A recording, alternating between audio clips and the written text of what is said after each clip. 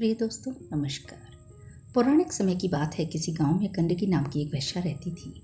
वह लोगों से पैसे लेकर अपना शरीर बेचती थी। एक दिन की बात है, उस गांव में एक महात्मा जी पधारे। वह लोगों को भगवत भजन सिखाते और जीवन में क्या सही है और क्या गलत इसके बारे में भी ज्ञान देते।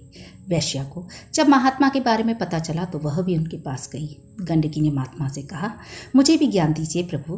तब महात्मा बोले, पुत्री, ज्ञान चाहिए तो तुम्हें ये गलत काम छोड़ना होगा। गंडकी ने कहा, प्रभु, मैं अपना शरीर बेचना नहीं छोड़ सकती। तब महात्मा बोले, फिर तुम ऐसा करो, जो भी पुरुष तुम्हारे पास आए उसे तुम एक रात के लिए अपना पति मान लो। पति की तरह ही उस पुरुष की तुम रात भर सेवा करो। उसके बाद महात्मा से आज्ञा लेकर गंडकी अपने घर आ गई और फिर अगले दिन से जो कोई भी पुरुष उसके पास आता वह उसके साथ पूरी रात एक पत्नी की तरह व्यवहार करती। खुद खाने से पहले वह उस पुरुष को खाना खिलाती, उसके बाद ही स्वयं खाती। इसी तरह समय बीतता गया और एक दिन भगवान विष्णु उस वेश्या की परीक्षा लेने पुरुष के वेश में आए।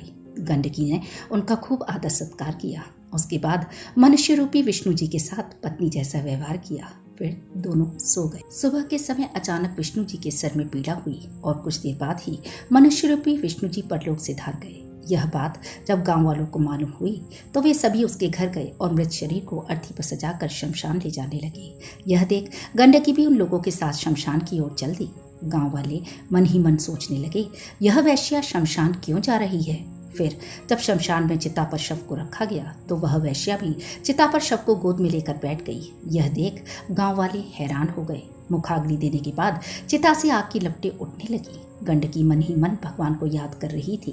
कुछ समय बाद अचानक अग्नि के बीच भगवान विष्णु प्रकट हुए और गंडकी से बोले, हे पुत्री, मैं तुम्हारी भक्ति से अति प्रसन्न हूँ। अपने सामने विष्णु जी को देखकर गंडकी रोने लगी। तब विष्णु जी ने उसे वरदान दिया, आज से तुम नदी के रूप में पृथ्वी पर वास करोगी और तुम्हें पूज्य माना जाएगा। तब गंडकी ने कहा, प्रभु, मेरी एक विनती है, जैसे आप चिता पर मेरी गोद में थे उसी तरह पत्थर के रूप में इस नदी में भी वास करिए। भगवान विष्णु ने उसे आशीर्वाद देते हुए कहा, कलयुग के अंत तक मैं शालिग्राम के रूप में गंडकी नदी में वास करूंगा।